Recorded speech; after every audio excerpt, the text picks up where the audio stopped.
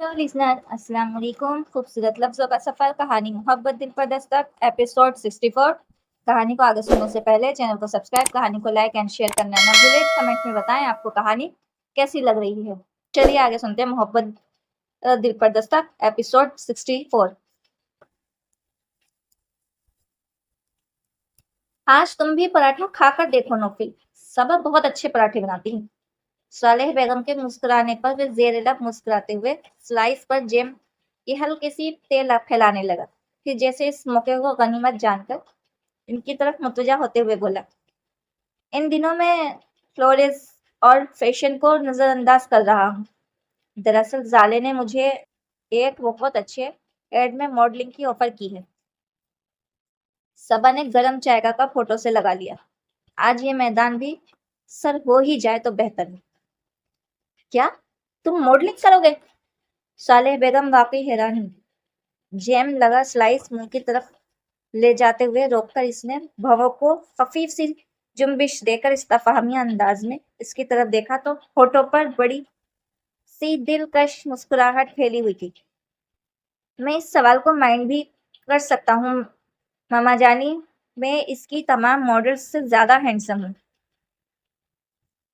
माशाअल्लाह, साले बेगम ने फौरन कहा था। फिर बोली, तुम कहाँ टीवी फिल्मों के चक्कर में पड़ रहे हो नौफिक? वैसे तो तुम्हारे पास टाइम नहीं होता। अब इतने फारिग हो के फारिग कहाँ हूँ मम्मा। और फिर ये सब मैं अपनी मर्जी से थोड़ी कर रहा हूँ। ये तो जाले ने मुझे फंसाया है। यूँ समझिए कि क्राइस्टी निभा रहा हूँ। वही इनकी बात काट कर बोला तो उन्होंने सबा से पूछा, तुम बताओ सबा, तुमसे पूछा है इसने? वह बुरी तरह चौंकी थी। जी, किस बारे में? यही मॉडलिंग के सिलसिले में। इसने एक नजर नाश्ते करने में मगर नौफिल पर डाली। इसके हमेशा की तरह पुरसुकून चेहरे ने इस पर सबा को सख्त गुस्सा दिलाया था। उसे कांटों पर घसीट कर वह खुद किस कदर सुकून में था। जी नहीं, इसने आहिस्ता आवाज में कहा तो नौफिल को कुछ ऐसी खास बात महसूस नहीं हुई, मगर इसके बाद इसने जो दो जुमले अदा किए उन्होंने नौफिल को हैरत का झटका लगाया। और अगर ये मुझसे पूछते तो मैं कभी भी उन्हें इजाजत नहीं देती, क्योंकि मुझे ये शबा बिल्कुल भी पसंद नहीं। सालेह बेगम ने मुतफास मुतसफाना अंदाज नजरों से नौफिल को देखा। बहुत बुरी बात है नौफिल, तुम्हें कम से कम सबा से डिस्कस करना चाहिए था। अम्मी, मेरे नजदीक तो इस फील्ड में कोई बुराई नहीं, कम से कम मर्दों के लिए। इब्तदाई झटके से संभलने के बाद वे बहुत संजीदगी से कह रहा। यकीनन सबा का शिकवा उसे पसंद नहीं आया था, और ये महसूस करके सबा को बहुत इत्मीनान हासिल हुआ था। अच्छा है ना, मैं जिस आग में जल रही हूँ इसकी थोड़ी सी आंच आप तक भी तो पहुंचे नौफिल अहमद। वे अब इत्मीनान से चाय की घूंट भर रही थी। बहरहाल, शौक या क्यूरियोसिटी निभाने के लिए एक ही ऐड काफी है, वो भी इसलिए कि अब तक जाले से वादा कर चुके हैं। मगर आइंदा के लिए हर काम तुम दोनों की बाहमी फैसले से होना चाहिए, सालेह बेगम कतयत से कह रही थी। अस्सलाम वालेकुम। निगी ने आकर कुर्सी घसीटते हुए इनकी बात को आगे बढ़ाया था। बिल्कुल सही कह रही हैं अम्मी, मैंने भी इनसे यही कहा था। अगर सबा को ये सब पसंद नहीं तो क्या जरूरत है इस चक्कर में पड़ने की। चा, आप लोग भी हद कर दी। मैं कौन सा दुनिया से अलग काम करने वाला हूँ जिसके लिए सलाह मशवरे की जरूरत पड़ रही है। मर्दों को इन कामों के लिए इजाजत लेने की जरूरत नहीं होती। महफिल ने नाश्ते से हाथ खींच लिया था और अब वह बहुत संजीदगी से कह रहा था, शोहरों को जरूरत होती है इजाजत लेने की। सालेह बेगम ने भी इसी कैसे अंदाज में कहा तो बहस को बढ़ते देखकर खुद सबा बिला इरादा ही मसलहत अमेज अंदाज में बोली, डोंट वेरी अम्मी जान, आप अब ये मेरे लिए इतने भी नाकाबिले एतबार नहीं है कि मैं इस जरा सी शौक को निभाने की भी इजाजत न दूं। मैं तो यूं ही उन्हें तंग कर रही थी। लो जी, उसे कहते हैं जिन पे तकिया था वही वही पत्ते हवा देने लगे। निगी ने ठंडी सांस भरी थी। सालेह बेगम कुछ सोच नजरों से उसे देख रही थी, तो नौफिल की तरफ मुतवजा हुई जो हाथ पे हाथ रखे बैठा था। आपके लिए चाय निकालूं? हाँ। इस सोच से चौंकते हुए इसने इस बात में सर हिलाया तो वे इसके लिए गर्म चाय लाने के लिए उठ गई। फिर निगी से पूछा, تم ناشتے میں کیا لوگی؟ وہی جو میرے ہاؤس میں چلتا ہے۔ وہ بے ساختہ مسکرا کر بولی تو صبا بھی مسکرا دی، جبکہ وہ صالح بیگم کو بتا کر حیران کر رہی تھی۔ وہاں سبھی ناشتے میں پراٹھا کھاتے ہیں، سالن یا انڈے کے ساتھ، اور حیرت کی بات تو یہ ہے کہ سبھی ماشاءاللہ سے اتنے فٹ اور اسمارٹ ہیں۔ تم اس غلط فہمی میں مت رہنا کہ تم بھی پراٹھے کھا کر انہی کی طرح فٹ اور اسمارٹ رہو گی۔ ایک بار چربی کی تمہیں چڑھ گئی تو پھر اسمارٹنیس خواب بن کر رہ جائے گی۔ نوفل اسے ڈرا رہا تھا۔ نوری کے ہاتھ چائے بھجوا کر وہ نگی کے لیے پراٹھے بنانے لگی۔ کیا بات ہے نوفل، میں دیکھ رہی ہوں کہ تم گھر کو خصوصاً صبا کو بالکل بھی ٹائم نہیں دے رہے۔ صالح بیگم کے دل کی خلش زبان پر آ ہی گئی تھی۔ نوفل تو چوکا ہی تھا، نگی بھی بے یقینی سے انہیں دیکھنے لگی۔ کیا صبا نے آپ سے کچھ کہا ہے؟ اس نے بلا ارادہ ہی پوچھا تو وہ قدرے سختی سے بولی، اس کے کہنے کی کیا ضرورت ہے؟ میں نے بھی دنیا دیکھی ہے، تمہارے رنگ ڈھنگ میرے سامنے ہیں۔ پہلے تو تم اسے ایسے نہیں تھے۔ گھر اور خود سے منسلک چیزوں سے ایسی لاپرواہی برتنا تمہاری فطرت میں شامل نہیں۔ پھر صبا کے معاملے میں ایسی لاپرواہی کیوں؟ ان کے اس قدر صفا اور قطعی انداز میں نوفل کو بھی پل بھر کو چکرا دیا تھا۔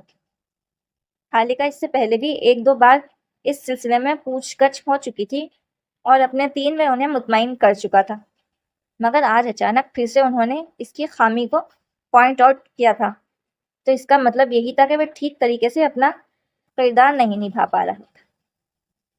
نگی کا دل دھک سے رہ گیا۔ اس نے بے ساختہ نوفل کی طرف دیکھا، جو خود بھی قدرے حیرت صالح بیگم کی طرف دیکھ رہا تھا۔ پھر بہت سنجیدگی کے ساتھ بولا، امی میں نے نوٹ کیا ہے کہ آپ صبا کو لے کر کافی پوزیسو ہو رہی ہیں۔ تو کیوں؟ تو کیا نہیں ہونا چاہیے؟ بہو ہے وہ میری۔ انہوں نے الٹا سوال کیا تو وہ قدرے توقف کے بعد کہنے لگا، لیکن میرے خیال میں شاید آپ ہماری کراس میرج بٹے سٹے کی شادی کو سر پر سوار کر بیٹھی ہیں، اس لیے اتنی باریکیوں میں پڑی رہتی ہیں۔ نگی نے بھی یکلخت خود کو ہلکا پھلکا ہوتے محسوس کیا تھا، مگر صالح بیگم اتنی جلدی مطمئن نہیں ہو سکتی تھی۔ قطعیت بھرے لہجے میں بولی، بہرحال میں صرف اور صرف صبا کو خوش اور مطمئن دیکھنا چاہتی ہوں، اور اس سلسلے میں اگر تم نے کوئی کوتاہی کی تو میں فوراً گرفت کروں گی، یہ خیال کیے بغیر کہ تم میرے بیٹے ہو۔ آپ کا حکم سراخوں پر۔ میری کیا مجال کہ آپ کی لاڈلی بہو کو ٹیڑھی نظر سے بھی دیکھوں، اور ویسے بھی آپ سے زیادہ اس شادی میں انٹرسٹڈ تھا۔ پھر بھی پتہ نہیں ہے آپ کو اتنے سارے وہم کیوں ستاتے رہتے ہیں۔ بہت چہیتی بیوی ہے میری وہ۔ اب کی بار میں مسکراتے ہوئے بولا تو نگی کے لیے پراٹھا بنا کر لاتی صبا کے دل میں ایک ٹیس سی اٹھی۔ اس کے انٹرسٹ کا صبا سے بڑھ کر بھلا کس کو اندازہ ہو سکتا تھا؟ ہر وقت تنظر کے تیر چلاتا، اسے اس کی حیثیت یاد دلاتے رہنا محض اپنی بہن کو خوش رکھنے کے لیے وہ اسے اپنے پاس گروی رکھے ہوئے تھا۔ اس کے دل پر منو بوجھ گرنے لگا۔ ایسی زندگی تو کبھی اس نے خواب میں بھی نہیں سوچی تھی۔ جھوٹ، دھوکہ، وہی فریب۔ تم بھی کھاؤ نا میرے ساتھ، نگی نے اسے ابھی آفر کی تو وہ قصدن مسکرا کر بولی، ابھی میرا صرف چائے پینے کو جی چاہ رہا ہے، تم ناشتہ کرو، یہ نہ ہو کہ تمہارے میاں صاحب ہمیں لائن حاضر کر دیں کہ ان کی بیوی کا خیال نہیں رکھا۔ اوکے، اب میں چلوں، لیٹ ہو رہا ہوں۔ نوفل اٹھ کھڑا ہوا تھا۔ صبا سر جھکائے کپ میں چائے انڈیلتی ہی رہی اور ان دونوں کی مابین اس قدر لیے دیے رہنے والا انداز صالح بیگم کو پھر سے متفکر کر گیا، مگر فی الحال انہوں نے خاموش رہنے ہی کو مناسب جانا تھا۔ پتہ نہیں انس چلے گئے اسلام آباد یا نہیں، نگی نے کہا تو وہ بے ساختہ مسکراہٹ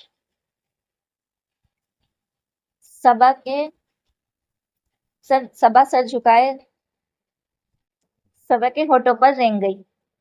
فون کریں گے تو پتہ چل جائے گا، نگی نے بنا ہوا قیمہ اپنی پلیٹ میں نکالتے ہوئے ٹھنڈی سانس بھر کر کہا۔ وہ کہاں کریں گے فون، دل ملا رہے ہوں گے کہ ان کی مرضی کے بغیر یہاں ٹھہر گئی۔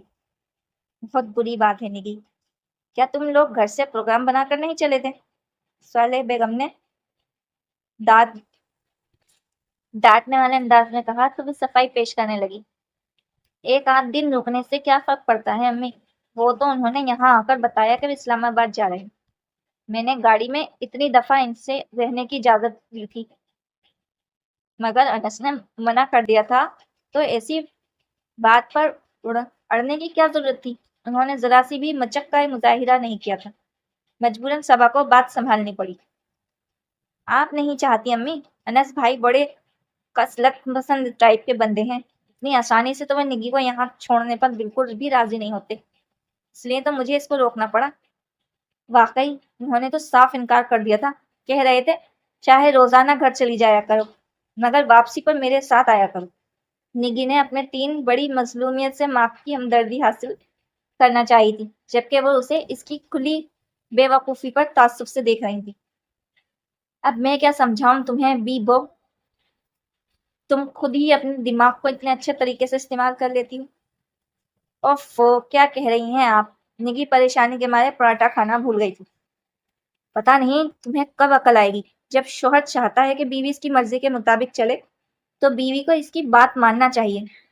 صبا ہی سے کچھ سبق سیکھو، کیا یہ نوفل سے ضد نہیں کر سکتی؟ کتنے دن ہو گئے اسے میکے گئے مگر دیکھ لو، میرے کہنے کے باوجود ہی نوفل کی مرضی کو اولویت دیتی ہے۔ تو کیا اب شوہروں کی مرضی پہ لگ کے بیویاں اپنا میکہ ہی چھوڑ دیں؟ اب تو نگی نے باقاعدہ خفا ہو کر پراٹھا پرے سر کھسکا دیا۔ میں یہ نہیں کہہ رہی، صرف شوہر کی مرضی اور خوشی کا خیال رکھنے کی بات کر رہی ہوں۔ انس نے تمہیں یہاں آنے سے خدا نخواستہ کبھی روکا تو نہیں؟ صرف ٹہرنے پر ہی اعتراض کیا تھا نا، مان لیتی اس کی بات تو وہ خوش ہو جاتا۔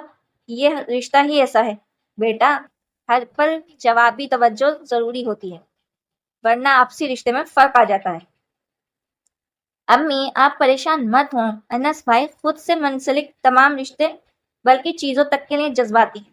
انسان تو معاشرتی رشتوں میں بندھا ہوتا ہے، کسی ایک ہی کا ہو کر کیسے رہ سکتا ہے؟ اب فطری طور پر نگی کا یہاں آنے اور ٹھہرنے کا دل چاہتا ہوگا، ورنہ آنا اور شام تک چلے جانا تو زیادہ غیرت پن کا احساس دلاتا ہے، اس لیے میں نے اسے روک لیا تھا۔ مرد اس نزاکت کو کہاں سمجھتے ہیں؟ صبا نے انہیں کافی ہلکے پھلکے انداز میں سمجھانے کی کوشش کی تھی مگر آگے سے انہوں نے پلٹ کر اس سے جو سوال کیا صبا کو اس کی توقع بالکل بھی نہیں تھی۔ تو پھر تم نے یہ نزاکت نوفل کو کیوں نہیں سمجھائی؟ وہ تو اس قدر انڈرسٹینڈنگ اور کیئرنگ ہے، تمہارا بھی تو نگی کی طرح گھر جانا اور وہاں ٹھہرنے کو جی چاہتا ہوگا۔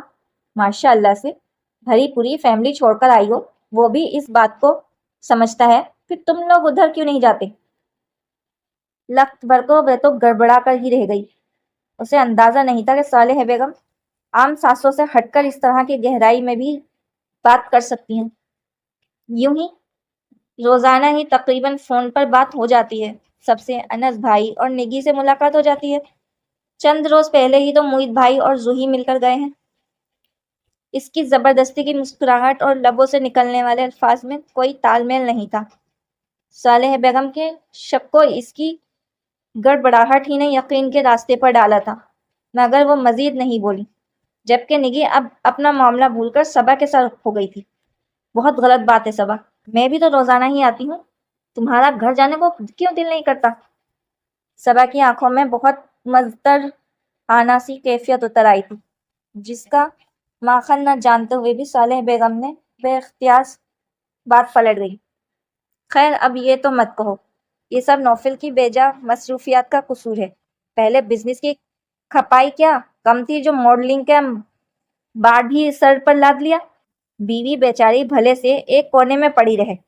ان کے لب و لہجے سے واقعی ناگواری جھلک رہی مگر صبا ان کو ان کی خفگی ناپسندیدگی کوئی خوشی نہیں دے سکی تھی۔